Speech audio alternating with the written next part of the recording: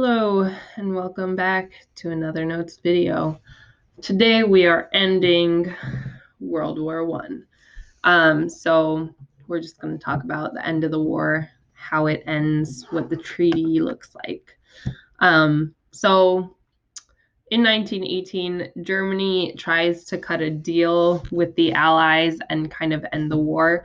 But the Allies hold out for unconditional surrender. We want to be able to do what we want at the end of the war and not have made a deal with Germany. So the armistice is what's called a ceasefire. Goes into effect on the 11th hour of November 11th, 1918. So 11/11/11. And that's what we celebrate as Veterans Day each year. That's why we have Veterans Day. It's the end of World War I. The more you know.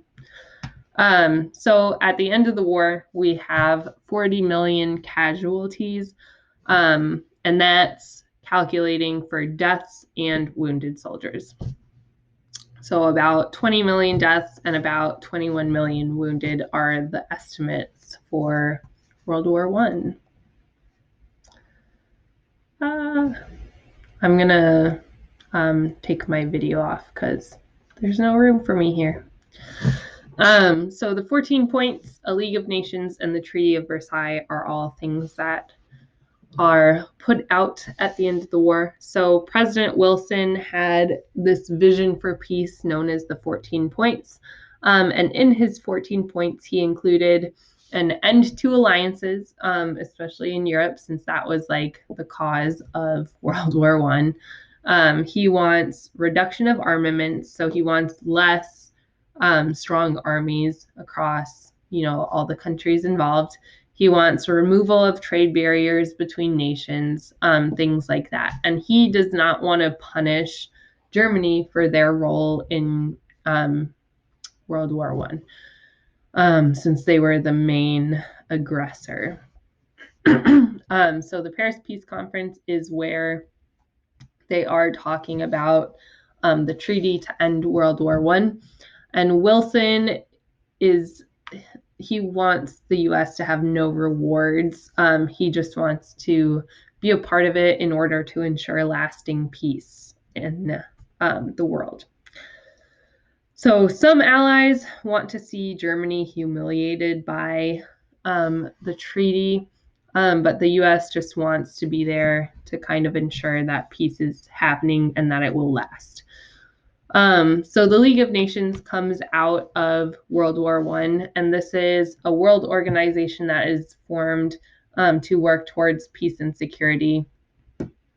A lot of countries joined the League of Nations to ensure that peace is happening, and it eventually ends. I believe it's after World War II is over. The League of Nations is no more. It's replaced. And we'll talk about that when we get there. So the Treaty of Versailles is what eventually gets decided on to end World War I.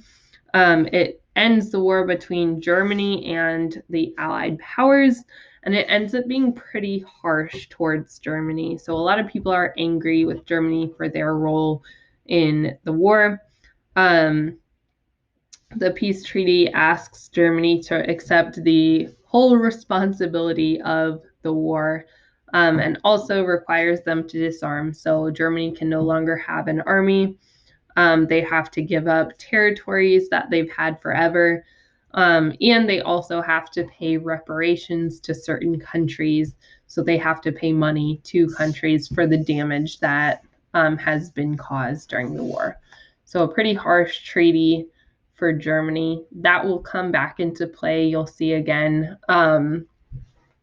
in World War II. So when we get there, just remember the Treaty of Versailles is pretty harsh towards Germany. And that's it for this notes video.